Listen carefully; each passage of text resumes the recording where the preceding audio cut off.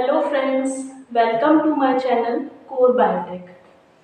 So today we will learn about DNA polymerase. DNA polymerase is an enzyme which is used for DNA replication. DNA polymerase एक enzyme है जो DNA replication या DNA की duplication की जो process होती है उसको करने के लिए यूज होता है, एक की एंजाइम। तो हम आज जानेंगे कि डीएनए पॉलीमरेज क्या है, इसका स्ट्रक्चर कैसा है, कैसे ये फंक्शन करता है। अगर हम डीएनए पॉलीमरेज के टाइप्स की बातें करें तो डीएनए पॉलीमरेज बेसिकली 2 टाइप्स के होते हैं। एक है प्रोकैरियोटिक डीएनए पॉलीमरेज और दूसरा है eukaryotic DNA polymerase. Prokaryotic DNA polymerase जो प्रोकैरियोटिक ऑर्गेनिजम्स के डीएनए को रेप्लिकेशन के लिए यूज होता है। यूकैरियोटिक डीएनए पॉलीमरेज जो यूकैरियोटिक ऑर्गेनिजम्स में डीएनए रेप्लिकेशन के लिए यूज होने वाला एंजाइम है। तो आज हम जनरल डीएनए पॉलीमरेज की स्टडी करेंगे कि डीएनए पॉलीमरेज क्या है, इसके टाइप्स को हम बाद में देखेंगे। तो डीएनए पॉलीमरेज एक एंजाइम है जिसका जो स्ट्रक्चर है वो पाम लाइक स्ट्रक्चर है। जो हमारा ये हैंड, ये पाम है, इसका जैसा उसका स्ट्रक्चर है जिसमें एक थंब डोमेन होता है और एक फिंगर डोमेन होती है और एक पाम डोमेन होता है। हैंड लाइक स्ट्रक्चर है इसका जिसमें एक थंब डोमेन है, फिंगर डोमेन और पाम डोमेन, जो ये बीच वाला डोमेन है ये है पाम डोमेन। तो जो मेजर कैटालिटिक साइट प्रेजेंट होती है जहाँ पे डीएनटीपीज ऐड होती हैं हमारे प्राइमर टेम्पलेट जंक्शन में, वो मेजर कैटालिटिक साइट प्रेजेंट होती है पाम डोमेन में। एक्टिव साइट या कैटालिटिक साइट जो होगी जहाँ पे टेम्पलेट के साथ डीएनटीपीज बाइंड करेंगे वो हमारी प्रेजेंट है पाम डोमेन। अब इस पाम डोमेन में इस कैटालिटिक साइट के साथ साथ एक एक्सोन्यूक्लियस साइट प्रेजेंट होती है। एक्सोन्यूक्लियस साइट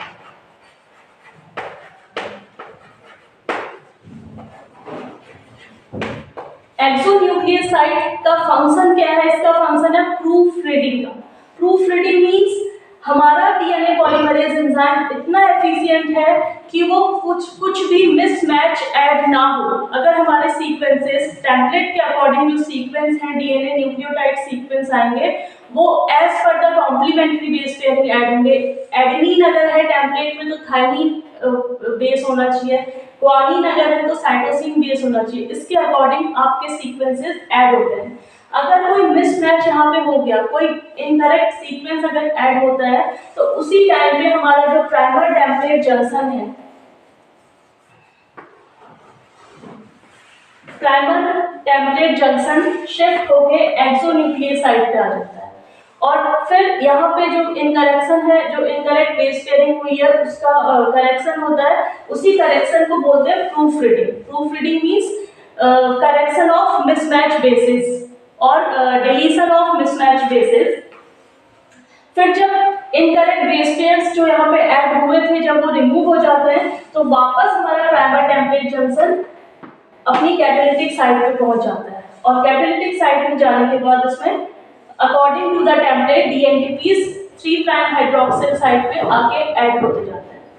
और इसमें सिर्फ ये चारों के डीएनटीपीज के लिए सिर्फ एक ही कैटालिटिक साइट प्रेजेंट है। चारों डीएनटीपीज आके यहीं पे ऐड होंगे और इतनी ज्यादा एफिशिएंट, इतना ज्यादा स्पेसिफिक ये कैटालिटिक साइट है, ये डीएनए और आरएनए में भी डिफरेंशिएट कर लेता है। इसी सिर्फ डीएनटीपीज को ही ऐड कराएगा, आरएनटीपीज को ऐड नहीं कराएगा। आरएनटीपीज ऐड क्यों नहीं होते हैं? उसका रीजन है क्योंकि आरएनए में, अगर हम आरएनए के स्ट्रक्चर की बात करें या राइबोन्यूक्लियोटाइड की बात करें तो जो हमारी राइबोस सुगर है उसमें 2' पोजीशन पे ऑक्सीजन प्रेजेंट होता है, हाइड्रोक्सिल ग्रुप प्रेजेंट होता है। और डीएनए में डीऑक्सीराइबोस जो हमारी है वहाँ सेकंड पोजीशन पे या सेकेंडरी जो कार्बन है वहाँ पे हाइड्रोजन रिमूव होकर सिर्फ ऑक्सीजन प्रेजेंट होता है। तो उसी की वजह से अगर हम स्ट्रक्चर देखें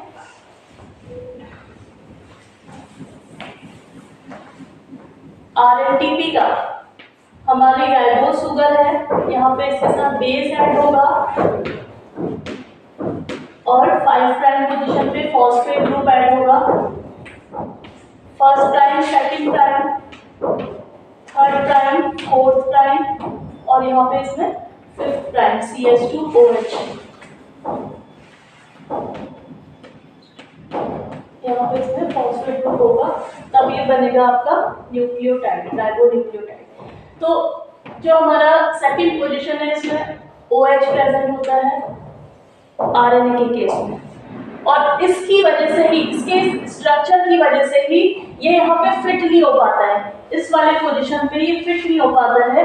और स्टेरिक एक्सक्लूजन उसको बोलते हैं, स्टेरिक हिंड्रेंस उस प्रोसेस को बोलते हैं जो क्रिएट होती है, स्टेरिक हिंड्रेंस, जिसकी वजह से DNA पॉलीमरेज DNTP और RNTP को डिफरेंशिएट कर पाता है इस स्टेरिक हिंड्रेंस की वजह से। और वो हिंड्रेंस किसकी वजह से क्रिएट हो रही है? इस एक्स्ट्रा हाइड्रोजन की वजह से, जो सेकंड पोजीशन पे राइबोस शुगर की सेकंड पोजीशन पे यहाँ पे प्रेजेंट है। अगर हम DNA की बात करें, डीऑक्सी राइबोस शुगर की बात करें, तो हमारी यहाँ पर से रिमूव हो जाती है हाइड्रोजन, और सिर्फ यहाँ पे क्या प्रेजेंट होता है, सॉरी हाँ, यहाँ पे सिर्फ क्या प्रेजेंट होता है, H, रिमूव हो जाता है ऑक्सीजन, इसीलिए हम इसको बोलते हैं डीऑक्सी राइबोस, ऑक्सीजन का रिमूवल, ठीक है। और ये इसका स्ट्रक्चर छोटा हो जा रहा है, इसकी वजह से एक O अगर रिमूव हो गया है तो यहाँ पे फिट हो जाता है इजीली। यही सिर्फ एक रीजन है जिसकी वजह से DNA पॉलीमरेज DNTPs और RNTPs में डिफरेंशिएट कर पाता है, और इसको बोलते हैं स्टेरिक एक्सक्लूजन या स्टेरिक हिंड्रेंस, और जिसकी वजह से ये सिर्फ DNTPs को ऐड कराता है। तो मेजर जो फंक्शन है DNA पॉलीमरेज का, वो एक्टिव साइट जो है वो पाम डोमेन में प्रेजेंट है। थंब डोमेन का फंक्शन है, थंब डोमेन का कैटालिसिस में इसका कोई फंक्शन नहीं है, ये सिर्फ करेक्ट पोजिशनिंग में हेल्प करता है कि प्राइमर और टेम्पलेट की पोजिशनिंग करेक्ट रहे, वो जहाँ पे उनको बाइंड होना है वो वहीं पे बाइंड करे। और जो हमारे फिंगर डोमेन्स हैं, फिंगर डोमेन्स ये इनका काम है कि जो प्राइमर DNTPs यहाँ पे आ रहे हैं वो करेक्ट है या नहीं है। फिंगर्स इस तरीके से एक्ट करती हैं, फिंगर्स ये रीड करती है कि जो DNTPs ऐड हुए हैं प्राइमर टेम्पलेट जंक्शन में वो करेक्ट है या नहीं है। अगर वो करेक्ट होते हैं तो फिंगर एनक्लोज हो जाती है और प्राइमर टेम्पलेट जंक्शन मूव कर जाता है, और जब वो करेक्ट बेस पेयरिंग हो जाएगी उसके बाद फिंगर्स फिर ओपन हो जाती है और वो नए प्राइमर टेम्पलेट जंक्शन को स्पेस प्रोवाइड कराती है। इसके अलावा जो पाम डोमेन है, पाम डोमेन में दो मेटल आयंस प्रेजेंट होते हैं हमारे, मैग्नीशियम आयन और जिंक आयन। तो ये जो मैग्नीशियम आयन और जिंक आयन है इनका भी अपना कैटालिसिस में एक फंक्शन है।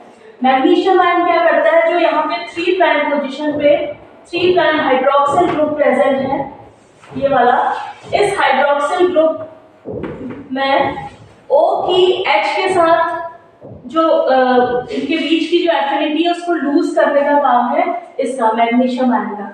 जब OH के साथ इसकी एफिनिटी लूज होगी, H यहाँ से रिमूव हो जाएगा, तभी जो इनकमिंग DNTPs हैं उनका फॉस्फेट ग्रुप इसके साथ बॉन्ड फॉर्मेशन कर पाता है, तभी हमारे नया जो DNTP है उसका फॉस्फेट यहाँ पे इसके साथ बॉन्ड फॉर्मेशन कर पाता है नया DNTP। तो ये मैग्नीशियम आयन क्या कर रहा है, O और H के बीच की एफिनिटी को लूज कर रहा है।